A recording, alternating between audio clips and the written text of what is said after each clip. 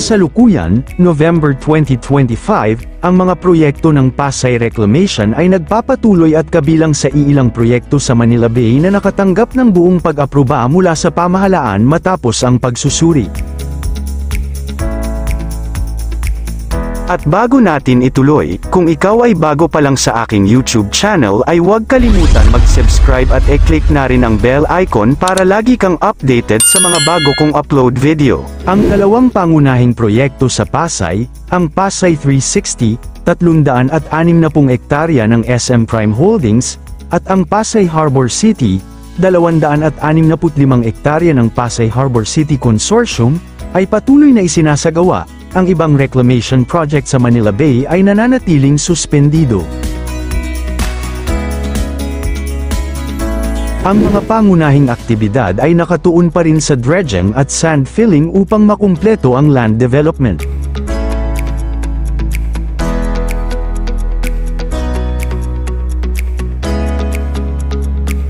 Inaasahang makukumpleto ang land portion ng mga proyekto at may turnover sa lokal na pamahalaan ng Pasay bago ang 2028.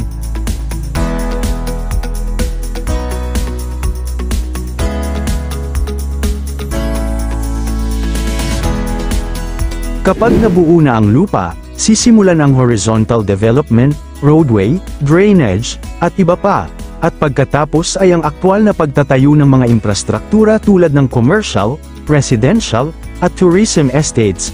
Plano itong maging isang bagong business district. Ang mga proyektong ito ay substantially complied sa mga kinakailangan sa Environmental Compliance Certificate, ECC, at Area Clearance matapos ang masusing pagsusuri ng Department of Environment and Natural Resources, DENR, at Philippine Reclamation Authority, PRA, noong 2023.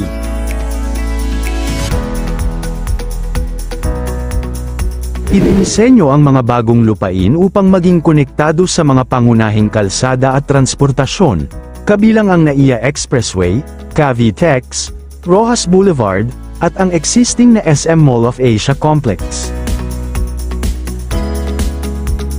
Malaki ang inaasahang pakinabang sa ekonomiya, kabilang ang paglikha ng milyon-milyong trabaho at bilyon-bilyong buwis, bukod pa sa pagpapagaan ng traffic flow at pagpapahusay sa mobility sa Metro Manila.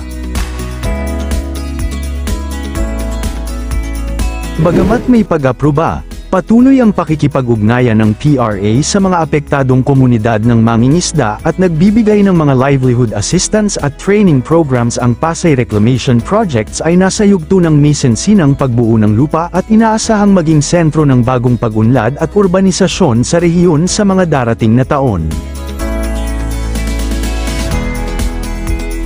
Ang proyekto ng Pasay Harbor City, kilala rin bilang Pasay 265 ay isang malakihang proyekto ng land reclamation sa Manila Bay, na isang joint venture sa pagitan ng Pasay City Government at Pasay Harbor City Corporation, PHCC.